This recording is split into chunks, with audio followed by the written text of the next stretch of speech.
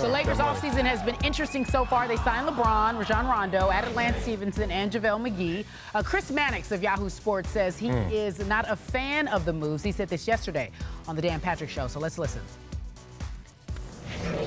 The guys around him, Dan, just make no sense. And that doesn't even take into account the brewing, war that could take place between Rondo and Lonzo and LeVar, who you have to throw in this mix as well. I mean, the Lakers are doing a hell of a job selling this narrative, that type of team that will take LeBron into through the final stage of his career. But I think it's total nonsense. I think this is the type of team that spontaneously combusts right around midseason. Okay, I think what Chris Mannix said was total nonsense. Like, why are we even LeVar? Why go LeVar? Yeah. Why go LeVar? That's when he lost me too. Why make him a story? Yeah. He's not even in the story. He's been quiet for how long? Months. And months. And for us, that's a lifetime. So meanwhile, based on what he had to say, I understand what he's saying about the locker room and the chemistry. Dave McMenamin joining us right now, guys. Dave McMenamin. Thank you so much, Dave. Creeping in from the jump.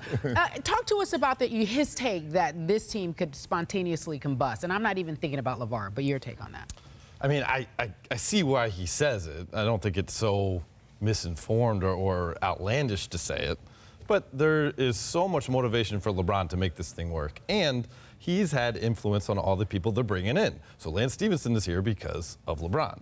Rajon Rondo is here because of LeBron. Sure. So he will have to kind of shepherd those guys through the process when it does get dicey on the court. But you don't think what we take issue with, or that Marcellus and I was like, the LeVar statement was a little too far-fetched. I understand. Look, Rajon Rondo, Lance Stevenson, that is all these people with their tempers is a recipe for a disaster if not handled well. Your thoughts? If the locker room didn't have good leadership, then it could be disastrous. But LeBron James, if there's a fire, he's an extinguisher. He's going to take care of business. Right. Listen, back in the 90s, Dennis Rodman to the Chicago Bulls, to me, was the biggest shocker in terms of the enemy coming into the locker room and joining its franchise. And what happened?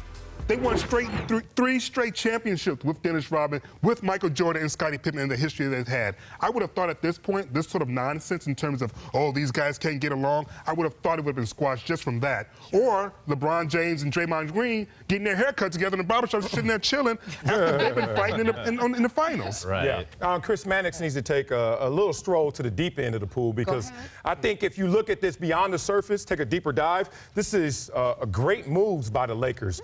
There's an oven and there's a microwave mentality to what the Lakers are approaching this season. They have 3 guys we just named on 1-year deals, right? That's the microwave.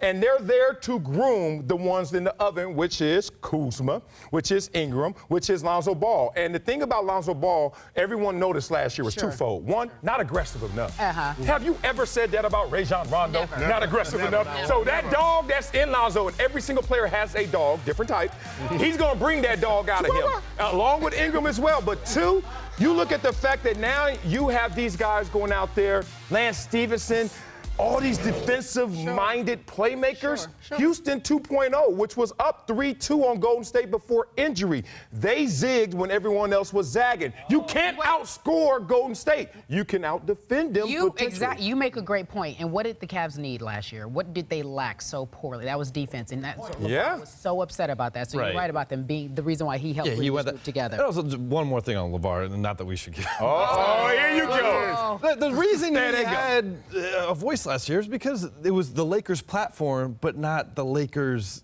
players to fill that platform. Well, LeBron's there now. Yeah. So he gets the microphone. Everything goes through him. LeVar, we will be barely talking about. You like what the Lakers have done this offseason?